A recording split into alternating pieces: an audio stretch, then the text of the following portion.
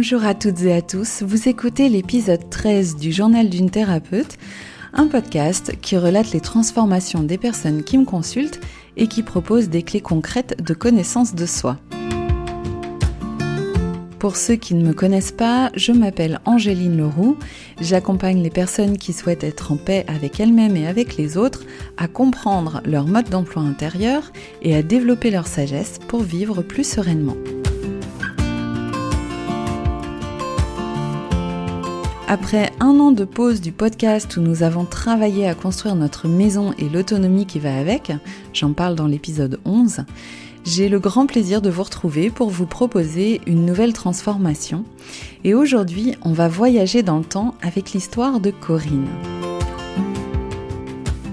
Corinne me consulte parce qu'elle est ménopausée et qu'elle a de fortes bouffées de chaleur depuis plusieurs années. Ces bouffées de chaleur perdurent, bien qu'elle ait essayé bon nombre de traitements et de solutions naturelles. En y réfléchissant, Corinne pense que ce désagrément pourrait venir de la génétique, puisque sa mère avait les mêmes symptômes.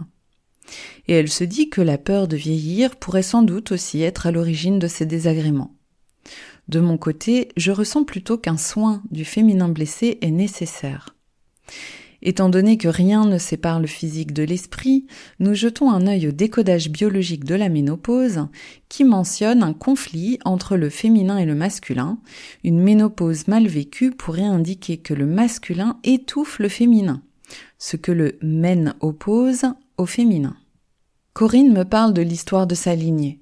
Une arrière-grand-mère issue d'un viol, bonne à tout faire dans une famille aisée, une grand-mère formidable qui a eu 5 enfants, dont la mère de Corinne, une mère plutôt névrosée qui toute sa vie a porté une honte de la sexualité. Je propose alors à Corinne de faire un voyage multidimensionnel pour explorer ses mémoires. Ce que j'appelle un voyage multidimensionnel s'apparente à l'hypnose régressive quantique développée par Dolores Cannon. Je m'explique. Cet accompagnement part du postulat que la conscience est une et vit en chacun de nous et en tout ce qui est. Du point de vue de la science quantique, toutes les dimensions de l'existence sont entrelacées. Les scientifiques appellent ça l'intrication quantique. Ça signifie simplement que toutes les existences parallèles, qu'on appelle les vies antérieures, les mémoires de l'âme, l'histoire personnelle, l'histoire transpersonnelle, impactent la vie présente d'un être. Toute expérience qui n'est pas pleinement intégrée impacte l'existence actuelle. Les expériences d'une âme sont infinies et un certain nombre de ces expériences sont liées à ce qu'un être a besoin d'expérimenter. Toutes les mémoires renferment donc des informations que l'on peut modifier et intégrer. J'en avais parlé dans les épisodes 3, 4 et 5 sur le karma. Ce qu'il faut retenir, c'est qu'une histoire est simplement le contenant d'un vécu. C'est un support. Ce n'est pas l'histoire qui est importante, mais le vécu qu'elle génère. Ce que j'entends par vécu, c'est ce qui se passe sur le plan émotionnel et sur le plan de la conscience. Ce que je vis, c'est ce que je ressens et ce dont j'ai conscience. Ce que nous avons tous en commun, c'est de vivre de multiples expériences afin de discerner l'illusion de la vérité. Autrement dit, discerner ce que je ne suis pas pour me rapprocher de ce que je veux être. Il s'agit de devenir le créateur conscient de son propre monde.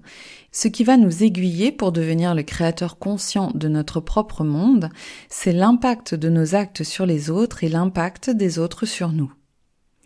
La particularité de ce type d'accompagnement, c'est que la personne trouve elle-même à la fois l'origine d'une difficulté et la solution. Je ne fais aucune suggestion, je ne suis là que pour faciliter la connexion de la personne à ces informations. Au départ de ce voyage dans l'espace et le temps, Corinne voit une femme, petite, rabougrie et bossue qui ne va pas bien. Elle porte une grande tristesse ainsi qu'une incompréhension, une confusion. Cette femme vit seule, dans la forêt, dans une cabane, pas très grande, en bois marron vieilli. À l'intérieur, c'est propre, mais il y a le strict minimum, et cette femme, pauvre, semble ne vivre que pour subvenir à ses besoins élémentaires. Elle n'a ni mari, ni enfant, ni amis, ni famille. Je demande à Corinne de trouver pourquoi cette femme vit dans une telle solitude et où se trouve sa famille. Après un laps de temps, Corinne voit un puits, une citerne avec beaucoup de souffrance, beaucoup de tristesse. Quelqu'un s'est jeté dedans. Elle dit percevoir une autre femme et quelque chose de caché, de pas clair, comme un secret. Est-ce qu'un lien unit ces deux femmes ? Oui. Celle qui s'est suicidée est la mère de celle qui vit dans la forêt. Corinne poursuit son exploration et découvre alors la présence d'un autre enfant, un bébé, mort. Il n'est pas mort naturellement. C'est la mère qui a tué son enfant. Elle est rongée de culpabilité. Elle ne pouvait pas s'occuper de cet enfant, elle était bien trop pauvre et a donc choisi l'homicide. Corinne pense que cette femme aurait pu faire un autre choix et laisser cet enfant à quelqu'un ou le déposer quelque part. En réalité, on apprend que l'âme du bébé avait choisi cette fin d'incarnation. C'était trop difficile pour lui de continuer et donc finalement, le choix de la mère était parfait pour lui. Corinne donne cette information à la mère, qui se sent immédiatement soulagée et en paix avec sa décision. Maintenant, qu'en est-il du géniteur de l'enfant ? Le père semble invisible dans cette histoire. En fait, il y a eu une relation sexuelle par contrainte, cette femme s'est faite abuser et berner. Elle a cru en la gentillesse d'un homme alors que ses intentions n'étaient pas bonnes. Cette femme cherchait tellement l'amour qu'elle y a cru. Alors qu'est-ce que cette femme a à apprendre de cette situation ? Et qu'aurait-elle pu faire pour que ça se déroule autrement ? Corinne dit que cette femme devait prendre le temps de connaître cet homme plutôt que de lui faire confiance aveuglément. Elle pouvait prendre le temps nécessaire de l'observer, de se renseigner, prendre le temps de le cerner avant de le faire entrer dans sa vie. C'était un beau parleur, mais les actes, eux, ne trompent pas. Et en prenant le temps nécessaire pour cerner cet homme, elle n'aurait pas eu cet enfant et elle aurait pu se préserver. Là était l'expérience à intégrer pour cette femme. Qu'en est-il de sa fille, cette femme qui vit seule dans la forêt ? Elle n'a pas compris ce qui avait conduit sa mère au suicide. Corinne lui donne alors toutes les informations. Nous regardons ainsi une nouvelle ligne de temps se dessiner. Soulagée, la tristesse envolée, cette femme se redresse. Elle éprouve de la compassion pour l'expérience de sa mère et tout devient alors plus léger pour elle. Elle n'est plus isolée, elle ne subit plus sa vie, elle a changé son rapport à l'homme et ressent maintenant avec clairvoyance les intentions des hommes qu'elle côtoie. Sa maison a retrouvé un aspect convenable et les enfants font maintenant partie de sa vie. Quel est donc le lien entre cette histoire et les bouffées de chaleur de Corinne ? La conscience répond. Le développement des ressentis, la clairvoyance. Corinne a besoin de se brancher sur ces aspects du féminin. Ok. Y a-t-il encore autre chose à explorer pour aider Corinne dans sa vie actuelle ? Oui, une autre mémoire. Corinne voit alors des religieuses habillées de vêtements gris avec des capuches dans un couvent. Elle situe la scène en France autour de 1800. Elle ressent beaucoup de stress. La vie de ces religieuses est faite de contraintes, elles vivent sous l'autorité d'un homme, un prêtre. Et ce prêtre est violent, il abuse d'elles. Elles sont terrorisées et soumises. Elles vivent une véritable injustice. Toutes les religieuses savent ce qui se passe et personne ne parle. Corinne perçoit en plus qu'il y a de la rivalité entre les sœurs. Certaines sont abusées et d'autres pas. Certaines religieuses sont violentes, malveillantes. Elles sont aigries parce qu'elles aussi, elles ont vécu des choses difficiles dans leur vie. Les sœurs abusées aimeraient parler, mais elles ont peur de ne pas être crues. Et puis parler à des gens de l'église est impossible. L'Église, elle aussi, est pervertie.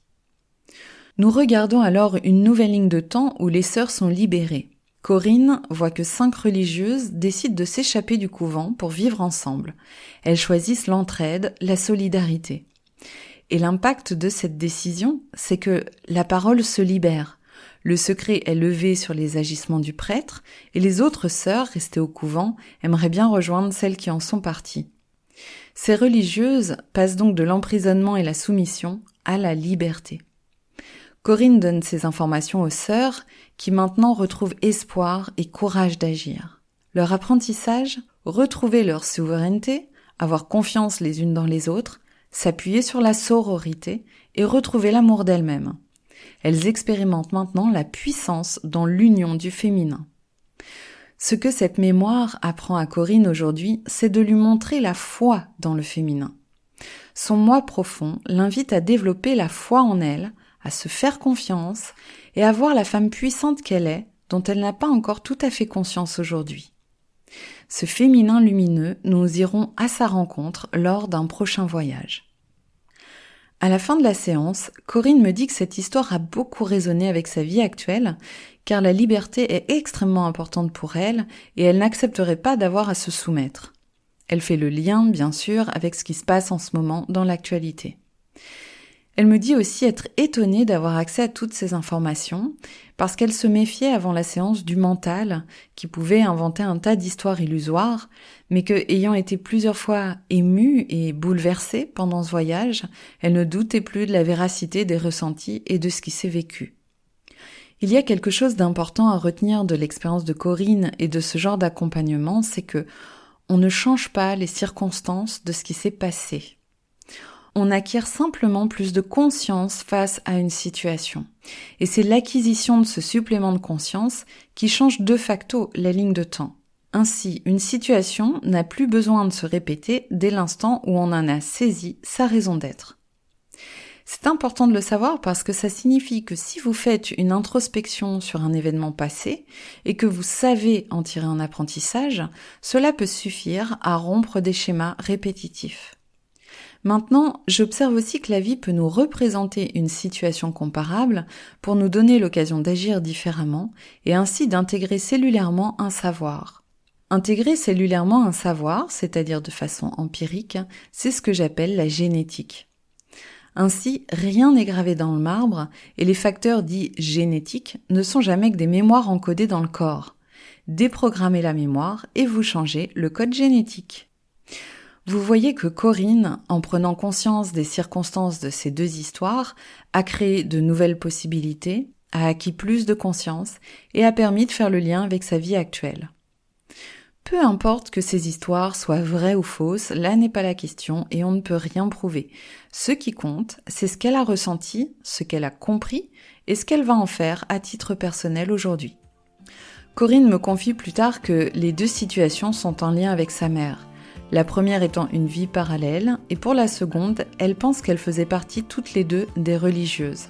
Corinne me raconte qu'elle s'est connectée à sa mère pour lui transmettre toutes les informations et que ça l'avait vraiment beaucoup soulagée. Elle dit avoir reçu une grande bouffée d'amour de sa part. Si cet épisode vous a parlé, vous pouvez partager votre expérience, votre avis ou vos questions en me laissant un commentaire. Et puis si vous souhaitez me soutenir gratuitement, partager et aimer le podcast favorise sa visibilité. Comme je publie les épisodes sans suivre un agenda régulier, vous abonner au podcast vous permettra d'être notifié lors de la sortie du prochain épisode. Je vous remercie beaucoup de m'avoir écouté. Si vous avez des questions spécifiques, retrouvez-moi sur angeline-leroux.com ou encore sur Instagram, je vous répondrai avec plaisir.